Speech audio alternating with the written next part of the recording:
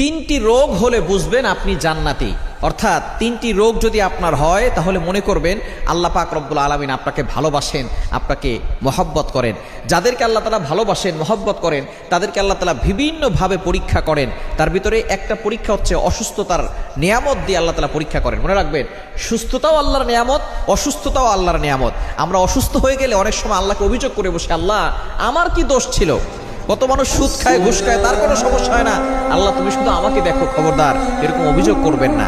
সুতরাং অসুস্থ হলে তিনটি রোগ যদি আপনার হয়, মনে করবেন যে আল্লাহ আপনাকে ভালোবাসে এবং আল্লাহ আপনাকে জান্নাত দিতে চাচ্ছেন। এক নাম্বার হচ্ছে যদি জ্বর হয়।